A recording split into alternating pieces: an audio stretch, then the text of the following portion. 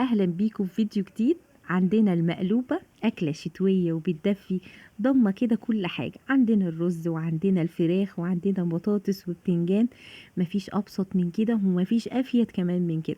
أنا من ساعة ما اتعلمتها وأنا بحبها جدا، وفعلا جميلة ولذيذة جدا. أتمنى تجربوها وتعجبكم. يلا بقى نبتدي مع بعض الوصفة. نسمي الله ونصلي على سيدنا محمد ونترحم على جميع أمواتنا ويخلينا كل عزيز علينا يا رب. الوصفة دي ما بتاخدش تلت ساعة تقريبا. عندنا بطاطس وبتنجان مقطعينهم حلقات. طبعا ممكن 2 من البطاطس و2 من البتنجان، بقطعهم كده حلقات عريضة شوية وباخدهم وبحمرهم عندي في الزيت. عندي البطاطس نفس القصة زي ما انتم شايفين كده متحمرة بالجهتين، والبتنجان نفس القصة. عندي حلقات طماطميتين يعني مقطعاهم حلقات، ونفس القصة بصلة ومقطعة جوانح. عندي كيلو من الرز المصري نقعاه وسايباه على جنب. عندي فراخ شايلة منها الجلد وغسلاها ومنضفاها كويس جدا وبسيبها على جنب. الرز بقى بعد ما عندي بتسيبيه يتنقع تقريبا ساعتين، باخده بصفيه كويس وبنزل عليه بالتوابل. بحط عليه ايه؟ بحط عليه فلفل وبحط عليه كمون، وفي بهارات عندنا المقلوبة. لو مش عندك مفيش اي مشكلة خالص، تقدري تحطي البهار العادي. بحط شوية صغيرين جدا من الكركم، وبحط شوية من الكاري. كل ده بيطعم عندي الرز وبيخلي طعمه لذيذ جدا. بس وبعد كده بعد ما احط، عايزه تضيفي اي اضافات تانية من البهارات بتاعتك زي ما انت عايزه. بحط كمان شويه من بهارات الماجي الباودر، وبقلب بقى البهارات دي كلها عندي على الرز. تركه مهمه جدا بتدي طعم رائع للمقلوبه. بعد كده بسيب الرز ده عندي على جنب. بعد كده ما قلبته مع التوابل بتاعتي وكل حاجة، واتأكدت كده ان كل رزاية اتغلفت بالتوابل. خلاص كده باخده كده وعلى جنب واسيبها على جنب. في حلة عندي بقى بنزل عليها بمعلقتين من السمنة. باخد الفراخ بتاعتي دي وهحمرها طبعا في الزيت عندي وفي السمنة. قبل ما احمرها في الزيت والسمنة، باخد كده برش عليها شوية من الملح، شوية من الفلفل، شوية من البهارات، وشوية كمان من بهارات المقلوبة. عايزة تضيفي ماجي باودر، عايزة تضيفي كاري، اي حاجة زي ما انت عايزة، مفيش مشكلة خالص. بقلب شوية الفراخ عندي دي وباخدها عندي لازم اكون مسخنة السمنة والزيت كويس جدا.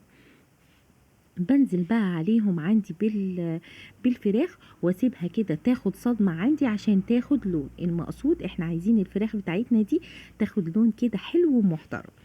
بعد بقى ما بخلص كده واحس ان هي خدت لون، ما بقلبهاش ابدا قبل ما تاخد لون كويس. بعد كده شايفين بقى اللون البني المتحمر ده؟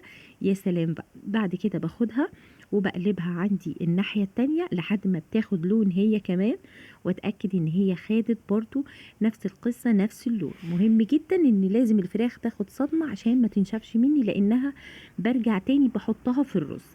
بعد كده بزيد بقى شوية من ورق الغار وبنزل عليه بمكعبات من المرق الماجي، وبنزل بقى عود قرفة، شوية من الفلفل، شوية من البهارات. زودي بقى وما تقلقيش. بضيف بعد كده بقى البصلتين اللي انا كنت مقطعاهم، بضيفه عليها كده وبشوحهم مع الفراخ. وبعد كده بقى بزود عليهم معيار المية بتاعي، بياخد حوالي 2 من اللتر. برفعها تاني على النار لحد الفراخ بتاعتي بقى لما تنزل كده البهاريز بتاعتها وتستوي كويس.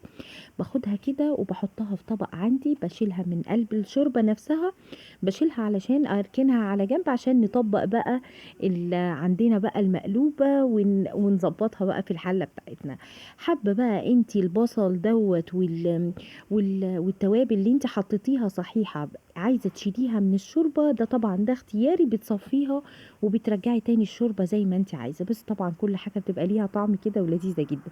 في الحلة بقى اللي انا هعمل فيها المقلوبة بتاعتي، بحط شرايح الطماطم. التركة دي علشان ما تلزقش عندي المقلوبة، بس مش اكتر من كده، هو للغرض ده. بعد كده بنزل عليه. في ناس بترش شوية رز نيين عادي، برضو تحطي بعديها الفراخ زي ما انت عايزة، بس دي احتياط لو انت بتخافي مثلا الحلة بتاعتك تلزق او حاجة.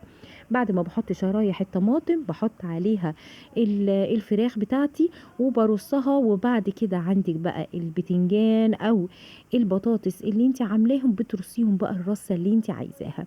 يعني بترصي بقى من الجناب الحلة، بتحطيها زي الطبقات كده، او تحطيها على وش ال ال ال الفراخ زي ما انت عايزة. بعد كده برص كمان الطبقات بتاعة البطاطس بتاعتي، وبيكون اخر حاجة بحطها بقى الرز عندي الطبقة الاخيرة. شايفين كده انا برص البتنجان، وبعد كده كمان عندي بقى البطاطس. كمان في ناس على فكرة كمان اللي هو احنا بنقول عليها الزهرة او بنقول عليها القرنبيط، تقدري برضو تقطعيه صغير كده وتحمريه وتحطيه برضو جوه المقلوبة، طعمه بيكون رائع. بعد كده ما رصيت بقى البتنجان هحط البطاطس، وبعد كده بحط معي الرز بتاعي.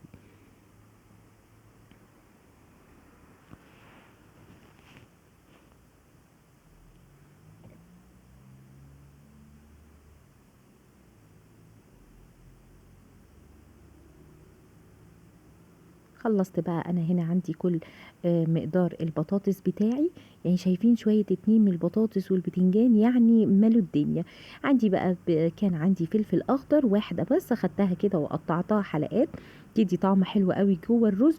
وبعد كده بنزل عليه بكيلو الرز بتاعي اللي انا بقى ايه مبهراه كده ومليان توابل. مش عايزه اقول لكم التوابل بقى بعد كده بقى بتنزل جوه في الحله، مش عايزه اقول لكم الجمال. بعد كده اما بخلص وبفرد بحاول كده اوسعه زي ما انتم شايفين كده في الحله، عشان الميه تدخل كده ما بين الرز وتستوي كل حبه رز فيه. بعد كده بسقيه بقى بالشوربه اللي نزلت عندي من الفراخ، وبرفعه عندي على النار.